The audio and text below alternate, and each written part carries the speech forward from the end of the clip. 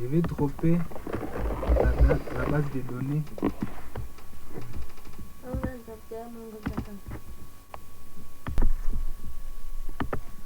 Je vais dropper la base de données drop database gestion comme ça, employé avec S. Je vais voir si toujours ça existe. Je vais dropper ça. Très bien, j'ai droppé la base de données employé comme ça n'a pas existé. Je vais détropper ça. Maintenant je vais recréer cette base de données. Je vais recréer cette base de données.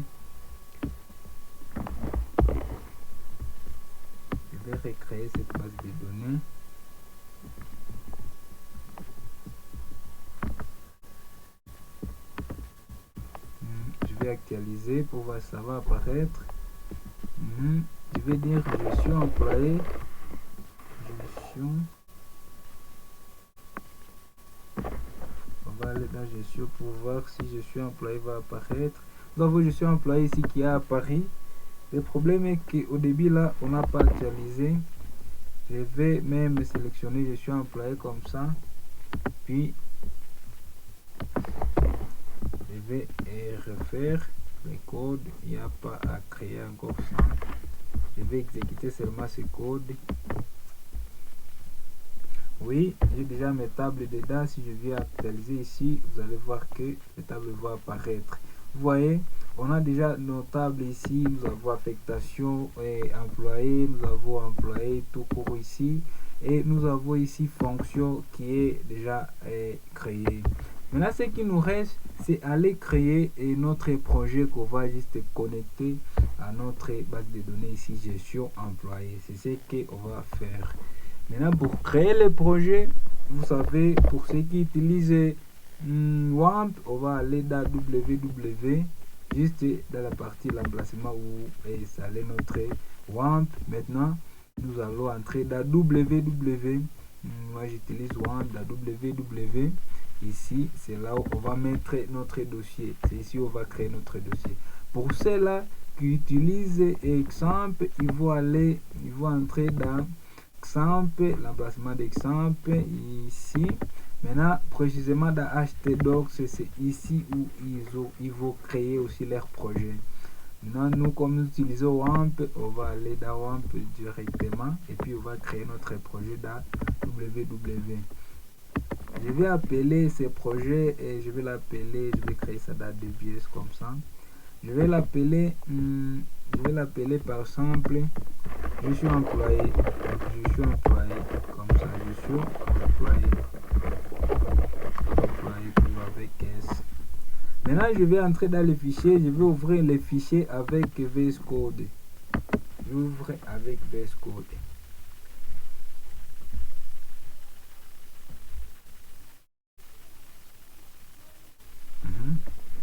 Maintenant ici, je vais créer quoi? Ici, je vais créer 3 dossiers d'abord. Je vais créer 3 dossiers d'abord. Je crée le premier dossier que je vais appeler config.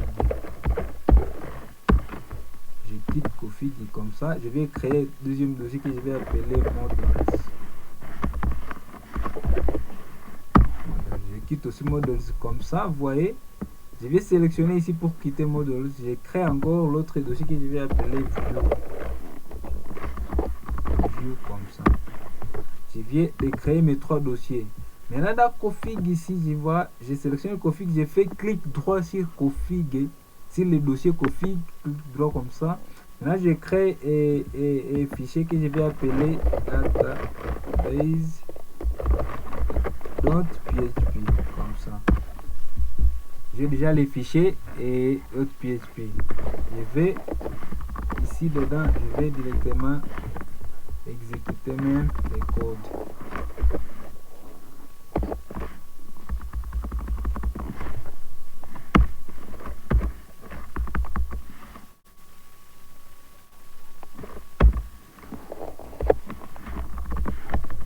Ici, on va ouvrir la balise PHP.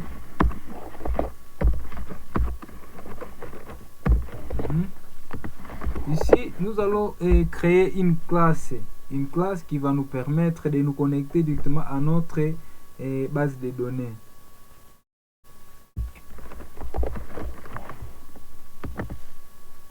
Pour créer la classe avec PHP, on utilise le mot-clé classe. Donc, je vais écrire classe comme ça.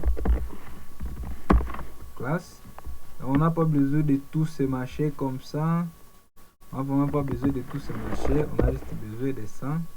On n'a pas besoin de tout ça, les restants, on n'en a pas besoin. Maintenant, dans cette classe, je vais créer quoi? Je vais créer les attributs. Pour se connecter à la base de données, on a besoin de quoi?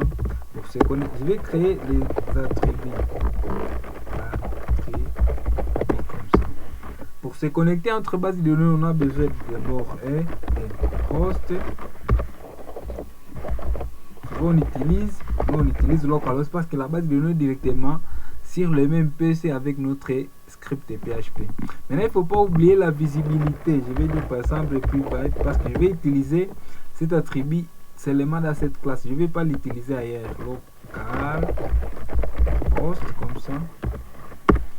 Je vais passer la visibilité private encore. Je vais passer dbname. Je vais dire base de données, c'est gestion employé. Comme ça. Comme je l'ai nommé ici, il faut vérifier. Il faut vérifier même. Je vous conseillerais même de copier directement ce qui se trouve ici. Je copie ça comme ça pour ne pas avoir des erreurs. Je viens comme ça, je colle. C'est pour la certitude. Je vais dire private. Je vais passer username. Username, je vous ai dit que c'est root par défaut. C'est comme ça qu'on s'est connecté même. Je vais passer private. Je vais passer aussi le password. Password, c'est vide. Il y a vide pour le mot de passe.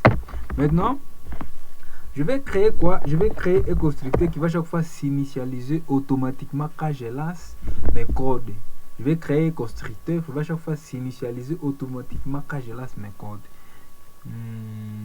Vous voyez, quand on appelle une classe, quand on instancie la classe et quand on crée l'objet d'une classe, c'est ce constructeur qu'on récupère. C'est pas directement la classe, on récupère ce constructeur. Et chaque classe ici, vous n'avez même pas vu de constructeur dedans. C'est-à-dire que chaque classe, quand vous créez la classe, il y a déjà un constructeur par défaut. Maintenant, nous ici, on ne va pas utiliser le constructeur par défaut. Nous allons créer notre constructeur dans lequel on va même initialiser notre connexion.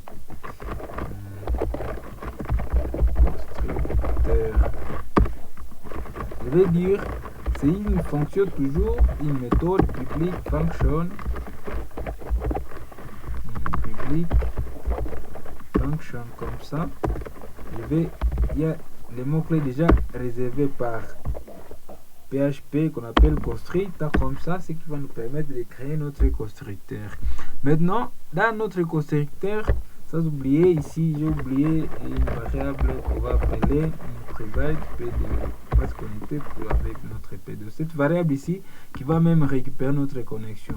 Maintenant ici, comme je vous ai dit, pour accéder à l'attribut dans la classe, on utilise les mots-clés this comme ça. Pour accéder à l'attribut, c'est comme si les mots-clés là, this, il remplace la table. Pour dire que je suis toujours dans la table, mais je vais utiliser la variable qui est toujours dans cette table. This, je dis PDO comme ça. Donc cette variable ici, qui est égale à quoi? Sera égale à new. Donc j'instancie quoi? PDO comme ça.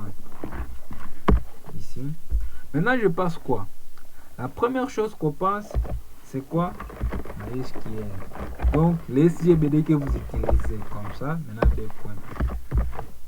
C'est qu'on passe. C'est les SGBD que nous utilisons. C'est qu'on passe ici. Maintenant, je vais passer host. Host égale. Host égale à quoi? Host égale à this, comme ça. À this, je récupère mon host comme ça. Je dis point virgule. Je passe db name, le nom de la base de données, égale à this. Je récupère aussi db name comme ça. Ça c'est le premier paramètre. Ça c'est le premier paramètre.